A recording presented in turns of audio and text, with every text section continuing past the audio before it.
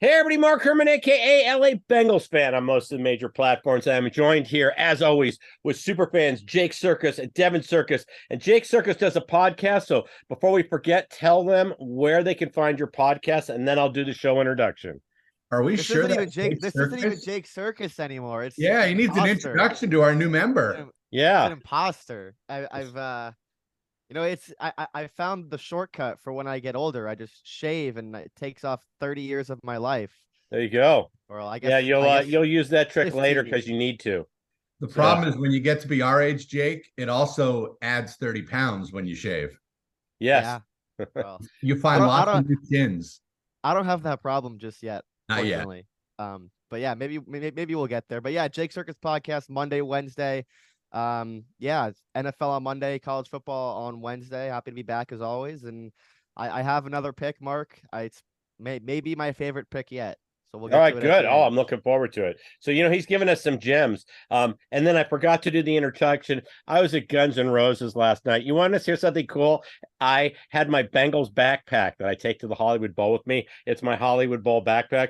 And I was going in, and two of the security guys go, "Hey, welcome to the jungle, Bengals, dude," because the Guns N' Roses. So I got to hear it live, but that was picked up immediately by the security guys on my way in. So that was kind of cool. Awesome. But yeah, so this is the week 9 preview of Jungle Talk. Yeah, I forgot to do that. So but if you don't subscribe, please subscribe. It's all we ask. It's a show by fans for fans. Hit the subscribe button, hit the bell, when you'll get our alerts. We do previews, we do recaps right after the game, and hit the thumbs up. It helps us out with the YouTube analytics. So I'm excited this week.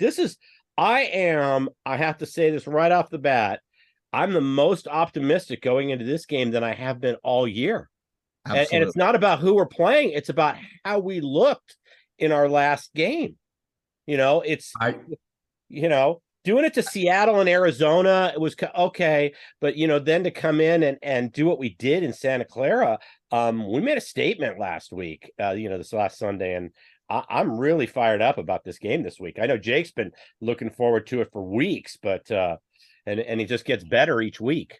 Yeah. Waking up this morning, and we'll talk about the injury report, but waking up this morning, looking at their manifesto of an injury report, it got even better. Yeah. Kiari Lum. Turn your volume up just a tad. But Mark, to your point, I couldn't agree more. Jake and I talked a couple times Sunday after the game and after we did the show, and there's nothing better than going to bed on a Sunday night after a performance like that. And all week it's been fun, and knowing we were recording as we record this, it's Thursday morning, taking my dogs for a walk this morning. I was listening to another Bengals podcast, and there's a little spring in my step, and I think the dogs felt it too. I watch our pace to see how our pace is when we walk, just for kicks and giggles, and we had one of our fastest paces ever, and it's just different. Things are just different when your football team's good and playing well, and back to where we thought we should be. And we did. I go back to that show we did 2 weeks ago. I think it was our bye week show when we talked about how important the 6-week segment of the schedule is. And we said, look, you got to win one of these two and have to be 4-2 through these 6 games. And sky's the limit. I've been saying it since, pretty much week 2 that this very well could be similar to the last year. And even you talked about the year before. Let's stay hot and let's rip through wins, man. Yeah. Yeah. Part of it is, peaking at the wrong time. I always use the baseball analogy recently because the Dodgers, the Braves, 3 teams won 100 games and they all got bounced. They were 1-9 in the first round of the playoffs. Peaking early doesn't help you. I tell Dodger fans here, I said, why don't you guys try winning 90 games, play meaningful games all through September, and maybe you don't get bounced in the first round. It does go over well with Dodger fans, but I was like just shrugging my shoulders. So maybe that's why. That's a good shout. What's that? Maybe we solved the case. Oh, by playing bad in the first. Burrow's the 10 wins for October. Yeah, Burrow's record in September, October is below 500, and then I think I saw he's like 14-3 or I don't know what exactly it is. Put it in the comments if you know it, but it's a ridiculous record in November and December. Well, also since 2020 or since 2021, post Burrow knee injury, he improved to, I believe it's 17-7 straight up as an underdog. I believe it's what it was. Yeah. Something crazy like that. Yeah, no, it's like I said, so I've got just a few thoughts. Quickly, we'll talk about. There was no trades. I didn't think we were going to make a big splash. It's just not our mark to bring in somebody in the locker room. I know a few other teams have commented about. Oh, the Dan Campbell on the Lions said we don't want to mess up the chemistry we have. Rather try to raise from within. But I thought we could have reintroduced Hayden Hurst. This is not good. We know his impact in the locker room, but go ahead. No, the only thing I'll say to that, Jake and I talked a lot about that too. They were never going to bring Hayden Hurst back on a 3-year, 20-something. Yeah, the contract's bad. Yeah. But look, I know it's the Bengals' way to not give up valuable draft picks. Supposedly we have 9 picks next year. I don't know where the extra ones are. I don't know. Again, drop that in the comments if you do, Jake. I don't remember if you knew. I don't remember if we talked about it. But yeah, we got one from. Sorry, go ahead. Okay, I'm assuming it's compensatory picks. Yeah. Compensatory picks. But how do you not give up a 5 for Hunter Henry or Mike Gesicki? That's what I don't understand. Right. I mean, I get picks are valuable. We've got guys like Marcus Bailey, who is a 7th-round pick that is a contributing member of the team. But look, for the most part, your first 2-round picks are gold. 3rd-round picks important. 4th-round flip of a coin. 5 through 7 are lottery picks. If you can get a Hunter Henry for a 5, I don't understand why you don't do that. Yeah, I actually agree with you on that, and I wasn't upset. I saw a lot of kind of the anger that we didn't throw out the 3 and get Chase Young, but the Chase Young, that's a 1-year rental. The Niners are not going to re-sign him. This is they got it as they figured they give up the 3 to get the pass rush because they saw they didn't get to Burrow, so they knew they had to step up something. So I was, and like you said, 3s are important picks. They're not lottery picks. Correct. I mean, what do we do with our 3rd round this year? What would be a Jordan Battle? Jordan Battle. Yeah. So, I mean, threes matter. So I wasn't upset with that, but I agree with you 100%. Why not throw out all these guys can't make the team? Why not throw out a 5 and get a Hunter Henry? We could have easily done that, and it would have been an upgrade because I've been really one of my biggest disappointments is Irv Smith. It really is. The guy. Yeah, I mean, go ahead, Jake. Like I'm sure they were calling. Like I'm sure that Tobin wasn't just sitting on his ass all day doing nothing. Like I'm sure that they were looking and trying, but I just think as a fan base we need to move on from that. Oh yeah, no, listen, because like they're never gonna do it. We don't gut contracts or whatever the right term is. Like, although they did do it with Mixon, and we don't make trades at the trade deadline unless you get a guy like BJ Hill. I think the last okay, so the BJ Hill Bengals made. The BJ Hill was a recoup from Price, so that was the last player trade. It was actually full circle. So they actually got Billy Price because they traded for Cordy Glenn and they traded down in the draft. That they ended up taking Billy Price. They would have ended up with Ragnow if they hadn't traded up 6 or 7 spots. So they end up with Billy Price, and then they wait 4 years to make another player trade, and they end up dealing Price for BJ Hill, and they're never gonna make one ever again. No, that was a steal. It's the only reason I don't hate Price. It's because at least we got Hill, and he was a valuable. I mean, he still is big time on our Super Bowl run. So worth every bit. It's the same thing like when Carson had his whole thing. I don't feel bad. I didn't hate him because, hey, we got Drake Kirkpatrick and Gio Bernard with his picks. You got to look at the players you got. When we lost Corey Dillon, we turned that pick into Medeo Williams. I mean, it's about making hay when the player goes. But I like I said, I thought maybe if we did the Hurst trade, Carolina would pick up some of his salary. Sometimes you'll do that to pick up, but it didn't happen. We're moving forward. Time for the Bills. Time for the Bills. Wait, hang on. Before we transition off of this, okay, it's Tanner Hudson season. It's Tanner Hudson season. God. Talking about the tight end, Tanner Hudson brought up from the practice squad. I picked him up in all 3 of my dynasty leagues. I've been talking about this guy. Okay. Tanner Hudson season. There you go. I might have to throw out there, although it'll probably be a hard time finding his jersey. I might need his jersey when he scores, and it could happen. God help us. You know what? I'm calling it. Tanner Hudson scores a touchdown this weekend. There you go. You know what? It's God. it's okay to have an obscure jersey. I don't know how many jerseys you have. I probably have well over 30, maybe 40 jerseys. And they all have different meanings. I have a Jeff Blake jersey that I break out sometimes because I say, who else but a hardcore Bengal fan actually owns a Jeff Blake jersey? Okay. My favorite is still my Peter Warwick and Terrell Owens jerseys. So, but there was somebody who was the lineman that we got that was the shot putter from SMU, the guy from Eastern Europe. He came out here to be on the team at SMU on the track and field team. I got nothing. Hunt? I got nothing. I'm trying to remember, but there was somebody who liked his story and bought the jersey. So no matter what happens, and I know he went on and played in Indianapolis and all that, but that's a good story. Margus Hunt. Yeah. Yeah. He came out to be on the track and field team at SMU, but he came out. It's a good story though. He came out to be on the track and field team at SMU. They folded the program, and to keep his scholarship, he learned football. He never knew football before he came out here, and then he was this physical freak. He blocked like a dozen kicks. So, but all right, let's get on to the Bills here. Like I said, I've been more confident. I'm more confident going into this week than I have all year. My only concern is there's going to be a lot of emotion in this game. It's the return of DeMar Hamlin.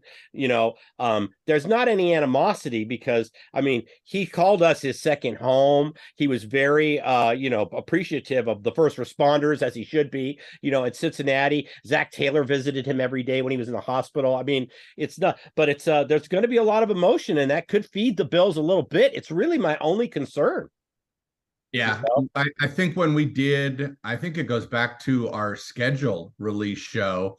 One of the first things I said is I'm glad this game's at home, but you bet your ass the Buffalo Bills have circled. This was one of the first games they circled when they got their schedule. You got, the DeMar Hamlin, you've got the playoff loss. You've got two teams that are trying to take down the Chiefs for overall supremacy in the AFC. And to your point, it's a very, very good-natured, respect-friendly. I don't even want to call it a rivalry because these fan base. It goes back to Andy Dalton with the touchdown against the Ravens to put the Bills in the playoffs, and Bills fans donating a ton of money to Andy's charity. I've got Buffalo Bills fans. We love each other. We have great conversations. A fun twist on Twitter is the Goodberry brothers. But this is a game that the Bills fans have circled. It's important to them. And look, all the credit they get, they're 5-3. And I found this out this morning. They have 3 AFC losses, just like we do. This is an important game for both these teams. Yeah. This would actually be our first AFC win. Yeah, if we get this. We are NFC our wins are all against the West. We don't have a conference win. We don't have a division win yet. Yeah. Where do we order our NFC West championship T-shirts? Yeah, exactly. So it's surprising. If you had asked me before the season, I would have said, 2-2, 3-1. Figuring that the Niner game wasn't a win, but that's sweeping them. So that's the only thing I have. Other than that, I only have good things, and it's not to bash the Bills. A lot of this is due to the injuries on their defense. Like you said, you have a laundry list of guys that are hurt. This has not been the same defense, especially since Jones and Milano went out. It has not been. Von Miller has just been terrible. Yeah, so that's what I was going to say. So we can get down the list of consensus, the top 5 best players on their defense. I think you can make an argument that with his performance this year, AJ Epinesa can be in that conversation. But preseason, their 5 best players on defense were, in whatever order, Von Miller, Matt Milano, the 2 corners, White, Elam, and then Jones. Right. And 4 of them are out. Well, yeah, 4 of them are out. And Von Miller, since he came back from injury, has yet to play more than 30 snaps in a game, and he has yet to record multiple pressures in a game. So maybe the bye week helps him, but he's still limping back from that injury. That's it. But what's worse about this Bills defense, and it's why I've been saying it, teasing it on this show for 2 weeks, is it's not just losing the good players. It's how bad the backups are. It is they had to get Rasul Douglas, who, by the way, popped up on the injury report, and in the injury description, the Bills put it as just got here. They get Rasul Douglas, who knows if he's going to play. Teron Johnson, is he really going to guard Jamar Chase? Good fucking luck. Danae Jackson is their other corner. Been a journeyman backup corner for years. Tim Settle is the guy replacing Daquan Jones. Jordan Phillips has actually been pretty solid on the inside, but he's a rotational player. Their linebackers that are backing up Milano, Terrell Bernard, AJ Klein, like these guys are bums. Like this was the number one DVOA defense in the NFL the first 4 weeks. Wow. Since then, since the London spooky, when Milano and Jones both went out, Trey White got hurt, I think around then as well. It all happened in like a 2-week span. They're all the way down to 16th. Like they've been one of the worst defenses in the league the last 4 weeks. And it's not just coaching or bad performance. It's like they're trotting out really below average NFL players out. And what happens when they come up with a team that can pass protect now, that can run the ball, that has Joe Burrow, that has Jamar Chase? Like there are these wrinkles that the Bengals have that like the Bucs didn't have, and the Bucs still move the ball at times, or even going as far as like the Jaguars game. The Jaguars kind of struggled to move the ball at consistently in that game, but like the Bengals have Joe Burrow and Jamar Chase, and they have all these things that they can do. And like the over under is 48 in this game, and Doesn't make sense. I have our own questions about our defense against Josh Allen, but you Sure. can make the case that the Bills have 2 good players on offense. That's what I've been saying all year. They have 2 good players on offense. I know you fantasy players love your Gabe Davis hype. He sucks. And this offensive line has taken a huge step back. I said preseason that, you know, I think that this is just how the league works, is they have not put many resources into that offensive line. That was very good 3 years ago when Josh Allen was all world, and now it's not. They've lost more players than they've gained. This is a mediocre offensive line. They're, I think, 19th in overall win rate, the ESPN stat that they use. They're not graded highly in PFF, and they haven't performed well. So it's the tape, it's the numbers, and it's the overall eye test. The Bills' offensive line does not pass that. They have 2 good players on offense, and Right. Dawson Knox is out too. So Knox is also out. So that's where I was going to go. The one I want to throw 2 names at you. Go for it.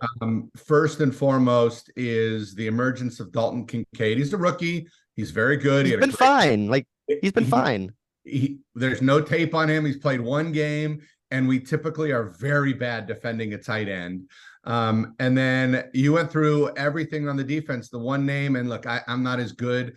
I know our defense. I watch our defense. I know what to look for in defense, but I'm not good with other teams' defense. I'm just not watch it that much. Name you didn't mention, Ed Oliver. Is he still high performing? Bad. He's been bad. He's been awful this year.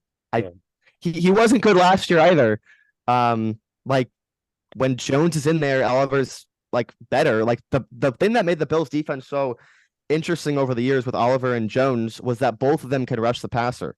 And Jones was like our DJ Reader, but he was like pressuring the quarterback at like a Chris Jones, Aaron Donald type, not that stretch, but like that type of player that can stop the run and is like you double team him on passing downs. So Ed Oliver was much better. That's why Rousseau's been good. That's why Miller, the trade made so much sense. And now when you take out couple of these guys, and now you're taking out 2 of them, and with Von Miller out there limping, it's like the Bengals pass blocking unit should be at an advantage in this matchup, unless 2015 Von Miller comes back from out of nowhere, which I don't think is going to happen. And like Phillips has been good, Rousseau's been good. He's got fresh legs, but there's going to be no immediate interior pressure on the inside, which is where the Bengals have struggled. So that they like their best pass blocking games has not been stopping X outside threat. It's contain that inside pressure so you can double team guys on the outside. Right. Well, and Burrow's a lot better. Go ahead, Mark. I was going to say, I'm going to throw this out there only because it's fresh in my brain because I lost money this week on this one game. Cost me an 8-team teaser, a lot of money. But, Mac Jones marched right down the field when the Bills took the lead late in the game. When they needed a drive, the Bills defense could not stop Mac Jones. So, for that game, 29 points. Score. So that says a lot about their defense. But again, points. Stevenson was great in that game. Like, why should we think that Mixon, that they're not going to dial up some run schemes the same way they did last week against a much better front 4? Oh, much better front 7. I mean, we could even go one more level and say how much this team needs Matt Milano. I think he's the most underrated player in the NFL on defense, and I don't think it's close. He's been to multiple Pro Bowls, and you take him out. Like the comparison that I always use, and I think I used it last week, is first of all, they missed Leslie Frazier. So when they have everybody in there, they're still not the same team without Leslie Frazier. Took a year off from football this year. Was very good with McDermott, who's also a defensive guy and is now taking over the defense this year. He's been calling plays on defense. And I think it's kind of hurt them a little bit because there's been a couple of things that I've seen that makes I don't think Leslie Frazier would have done that. But when they lost Von Miller last year, their numbers plummeted. And that was just one player. They were not the same team. I think they ended up getting him back for the playoffs, right? But he was kind of hobbled out there. But he was like he is now. He wasn't Von he was kind of hobbled out there. Yeah. Now you take out, so you get Von Miller back, who was hurt at the start of the year, but they were still playing really, really well. You take out 3 players, now 4 with Elam. Like, this is not a average at defense. This is a bad defense that the Bengals should score against. Yes. 100%. And I still don't think, like, if we're talking betting and stuff, like, I still don't think the market has caught up to this team, like, because they're winning these games. Like, they won the Giants game. They won last week. The only game they lost was what, the Jags? And they lost the Patriots too. Yeah. Like, that's kind of a weird fluky game. Like, I don't think the market's caught up to the Bills. I think this line should be over 3. I actually agree with you because this team, when you look at us and you look at this team and the fact that we're only a 2-point favorite at home says it's even at 1.5 in some. It's even 1.5 some places. Like, there's been more. I don't know. I mean, I'm on the Bengals this week. Like, I am too. Jake, you've talked. Sorry, Mark. Jake, you've talked a lot about Elam. I didn't realize it because I just pulled up the injury report this morning. I just saw, did not practice, ankle. I just looked it up. They put him on injured reserve an hour ago. Did you realize that? Yeah, he's on IR this morning. I didn't know if you knew that. So they brought in Linval Joseph. Never heard of him. To replace him. He was a journeyman player with the Vikings. Yeah, I was going to say Minnesota was where big fat lineman. I did see that. Yeah. So I'm sure he'll help. Well, he'll be a body. There's just like this Bills team. Like, people don't understand that this is how the league works. Like, you are so heavily reliant, and it's what I fear the Bengals might be, but like, I think they have better coaching. So until Lude leaves, but this is how the league works. Like, their windows don't stay open forever. The Bills made the AFC Championship game in 2020. They made the divisional round in 2021, and then they got blown out in the divisional round in 2022 at home. Like, what do people think is going to happen? They're just going to suddenly get back to the AFC title game with a quarterback on a $45 million cap hit and old veteran players that now are getting hurt, that got hurt last year, and one good receiver and a declining offensive line? Like, I would not be surprised if this team misses the playoffs. That's how the league works. Like, there's a star quarterback that misses the playoffs every single year. And if the Bengals kind of like stay home and do their business, like, that could start a spiral that has already started with this Bills team. They play one of the league's hardest schedules. I was going to say, have you seen their schedule the next month or two? This is a team that's not beating Philadelphia. They can't even win inside their own division. They already have 2 division losses, right? And they still play Miami again. They still have to go to Miami. Like, I don't think this is like a top 10 team in the NFL. Like, I really don't. Like, you can't even say, oh, they're 6-1. Like, no, they're 5-3. And at this point in the year, like, how much does that really matter? Yeah. No. To the point on the schedule is not only they beat Miami, but they lost to the Jets and the Patriots. Still got to play the Dolphins again. Bengals this week, obviously Miami again, and they still play Dallas and Philadelphia. Like, and who are their spot on? Yeah, who are their best wins other than beating Miami in a game that was much closer than what the box score said? After Miami was talked about as the 07 Patriots after they scored 70 points, like, that was the best spot of all time. Buffalo was home to a cold weather. Like, the fuck do you think's gonna happen? Of course the Bills were gonna win that game. I was on them in that game, and since then, like, the London trip, they've like have London fever or whatever. Yeah. By the way, their wins: Raiders, Commanders, the Dolphins, and the Giants and the Bucks. Yeah, it's kind of like our wins until we beat the Niners last week. That's why I wasn't as confident. Our resume wasn't there, but the Niner win is a quality win this week. I don't think Buffalo would beat Seattle right now. No, like, I don't think they beat Seattle. No, I don't think Seattle is going to go beat Baltimore this week at M&T, but that's a different story. They did. You know what? We can have a dream. It's a little. It would be nice if they did. It's not to feed the Bills also play or anything. It's a little plausible dream. So The Bills also play the Chiefs and at the Chargers. This team Yeah. could be 8-9, 7-10 potentially. Like, Yes. I gave you I had a parlay that my best friend Harry always jokes with me. He's like, you're undefeated on bets that you almost placed. And one of the bets that I was We going to all are. place, it was on FanDuel. I was like this close because I sent it to my dad and he asked me, I asked him what the odds were. And I was like, what are the odds if I parlay Bills and Vikings to both miss the playoffs? And he's like 7.5 to 1. And I'm like, so I would have thought that'd be more. I almost the Bills were only like minus 190 to make the playoffs. And this was before the Cousins injury. Oh, this was preseason. Yeah. So yeah. I'm like I almost almost so like bad. I'm undefeated, but like right now, like I seriously think that they're gonna miss the playoffs. Like looking at the AFC, it's like super cluttered. Like if you go on a 2-game losing streak, you're gonna fall down like 12 spots. Like we're 4-3 and we're in 9th. Like we're below Houston now. Obviously, that's gonna change, especially we have Houston next week. So like I'm not worried about the thing. Tiebreakers though. We have 0 tiebreakers. Yeah. Well, we're gonna change that. We got a lot. Here's the good news. Most of the games are still out in front of us. Yeah, and it's the NFL. It's always going to balance itself out. Yeah, so it's just we punched in the 4 NFC, which doesn't help us in the tiebreaker, but we punched in the 4. It wins a win, and then now we start stacking AFC and division wins. It's literally that simple. And by the way, bets that you almost placed, that's like the second golfer hitting the provisional ball.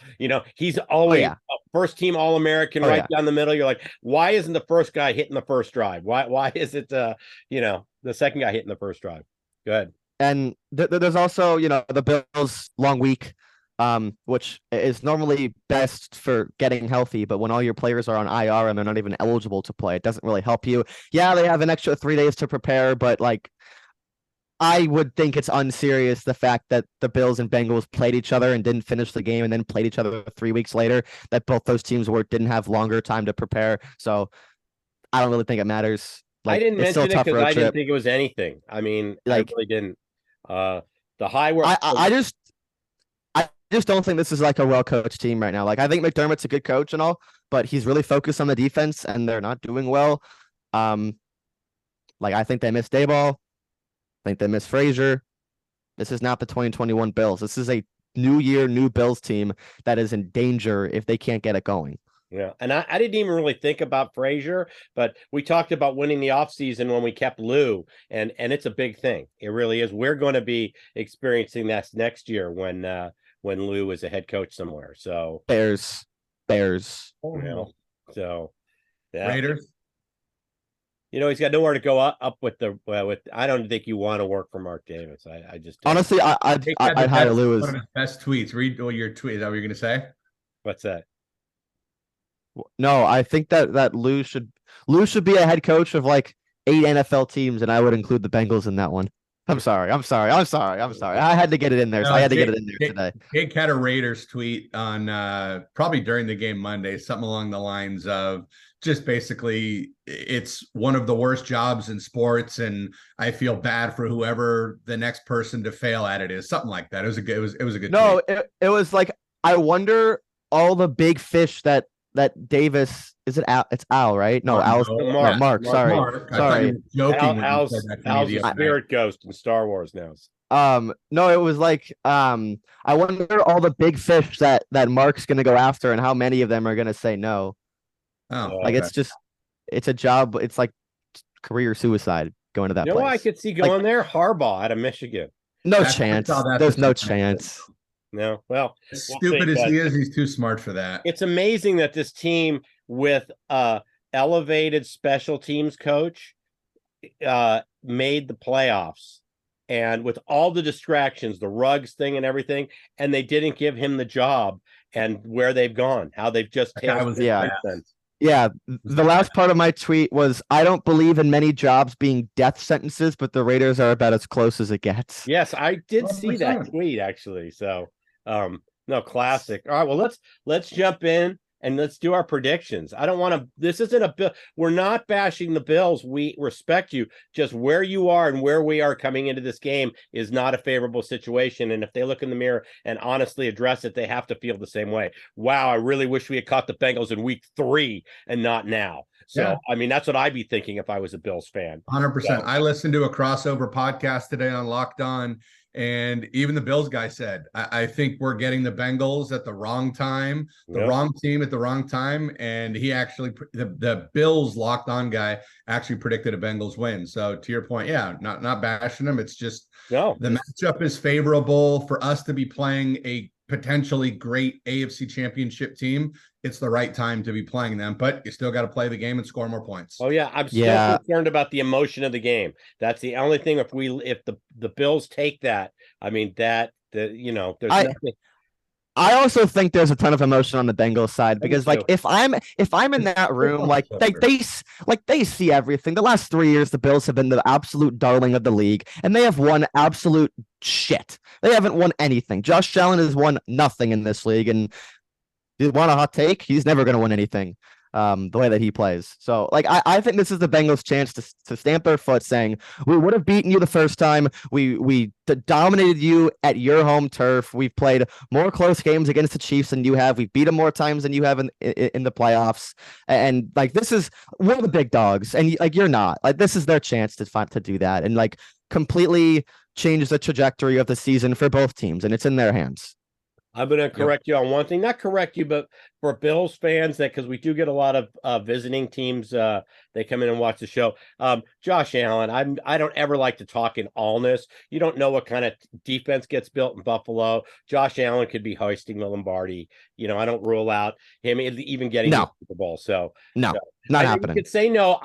But Devin and I have been through more football seasons than you. That's the young. I remember Gannon looking like nothing, and then he got to a Super Bowl. I remember Jim Plunkett failing on the Niners and the Patriots before landing on the Raiders and hoisting 2 Lombardis. So Brent Dilfer don't know how careers play out, Well, I get all that. I mean, if he hasn't won one yet, I don't know when it's coming.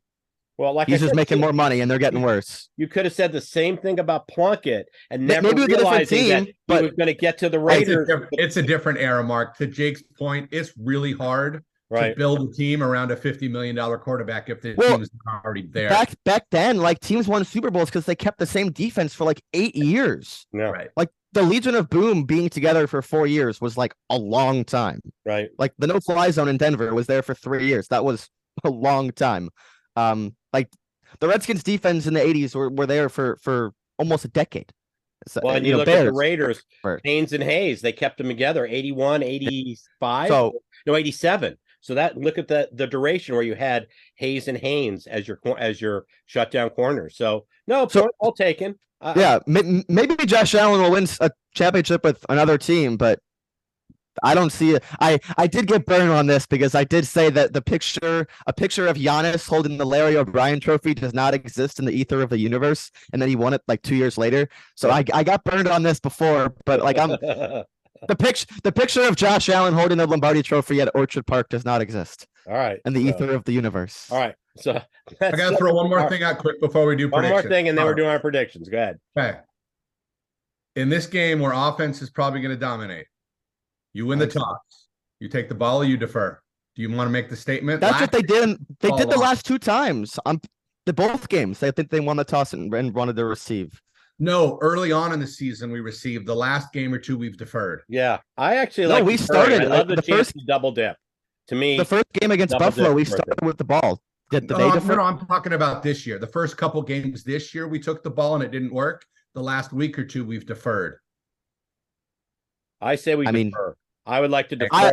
I'm always pro defer. I'm always pro defer middle 8. So it's So I don't necessarily believe in the going the way that quarterbacks make comebacks these days are so ridiculous. I don't believe in the go up 7-0, stomp your foot on them, fuck them up mentally. That's bullshit. These as much as I'll shit on Josh Allen, a 7-0 lead for him is 2-0. Correct. Right. Well, in the grand scheme of things, in a game like this, it's 1-0. It's a solo home run. Right. Yeah. So, all right. Who wants to go first? I can go first. Go for it. All right. Listen, I think that, like I said, I think we score often in this game. I love the over in this game. I'm looking at 34-21, and I think it's a late score to get it to 21. I really think we're out in front. I think this is just one of those games we take charge of. Like you said, you outlined their secondary. This team defensively doesn't scare me, and the fact that they made Mac Jones look like Joe Namath going down the field. I mean, on the last drive, it's Mac Jones, and this was a kid. You guys had all the momentum. You took the lead, and then that's what your defense did. I don't think they can stop us. I really don't. Not the way we're playing right now. They're catching us at absolutely the wrong time. Burrow's on fire. They're returning home after the bye week. I mean, they haven't been home in weeks, right? We had the bye, and then we were on the road. The jungle's going to be electric. So fitting that I saw live Welcome to the Jungle last night at the bowl. So that's my thing. I got 34-21. And like I said, I see a late score to get to 21. Go ahead, Dev. You go ahead because I've got my pick. Yeah, he's got to do the pick too.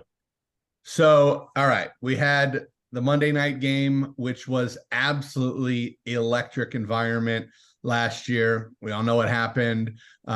Played them on the road in the playoffs, got the win. Paycor is going to be absolutely bonkers. They're doing the stripe, the black and orange. This game sets up perfectly. Mark, you said everything. I see the game very similar. There's not much I can add to that. I'm going to go a little Lee Corso to Bills Nation. There you go. Welcome to the jungle. Welcome to the jungle.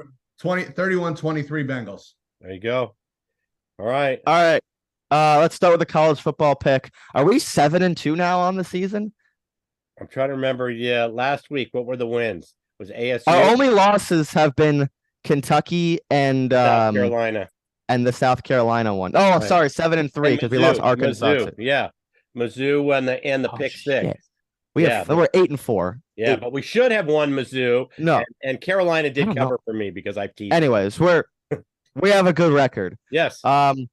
So every year, the first year of the college football playoff rankings come out, a top 6 team has lost. Top 7 team has lost outright. I am not picking my Tigers, but I'm picking a team that I have a future on to win the Big 12. Kansas State +4 in Austin against Texas. Texas, obviously, without Quinn Ewers. They've been playing absolutely fantastic since going back to Will Howard at quarterback. They're not giving up their Big 12 title without a fight. So K-State getting over a field goal in a pretty solid spot. A team that is just way better coached. This is a historical, Marcus, you as a USC fan knows that this is a historical Sark letdown, fuck you spot. And I think that they lose outright. So K-State +4. I'll be on the money line as well. And we're gonna get that win, and my Big 12 future will look pretty good. And what will I do with that pick, Jake? Well, I'm sure you're gonna tease it up to 10. I'll tease it over 10, and I will parlay the money line on a card. So I like to take both extremes. I'm a money line teaser guy. So, but they come with points, so I could take the straight bet too. All right, and real quick though, because I have to get out of here.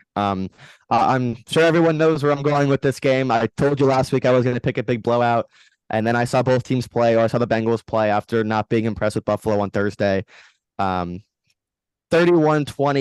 Bengals lead by 2 scores the whole game, and then Mickey Mouse, Josh Allen, he'll make a couple plays and get back. Convince himself that he got himself back in the game, but it'll be over by the fourth quarter, I think. 31-20. We could actually use a week like this. I hope we're right, because I need a week where we just kind of chill, where we're not on pins and needles, wondering what. So, we were headed. Seeing Josh Allen lose is my favorite pastime. But we were headed that way in San Francisco until the Irv Smith fumble before half. We score before half. I mean, then I feel, then and our opening possession, and it's not even close in the second half. So, but we could use one of those weeks. I need one. I have gray hair, and look, Devin has no hair. So it's look what the Bengals can do to you. So that's what I'm going with. Hey, Jake, remind them where they can find all your stuff. Jake Circus Podcast, Monday, Wednesday, NFL, college football. What was my dog of the week this week? Oh, it was K-State. Yeah, we did my dog of the week on Wednesday on the college football show, and I gave out because I had KU last week on the show on my college football show. I gave out, so I'm doubling down on Kansas State this week. There you go. I liked your partner's dog of the week this week more. Yeah, he went on with Arizona back-to-back weeks. We were both on Arizona last week. I gave it out on this show. He went back to the well, the covering cats. I like to call them. Bear down. I like Washington to bounce back. So I actually think USC wins this game. I've been so See? mean to them, and I think they win this game. I'm an SC fan. I just don't trust them. I can't. They never cover. When they do win, it's by 1 point.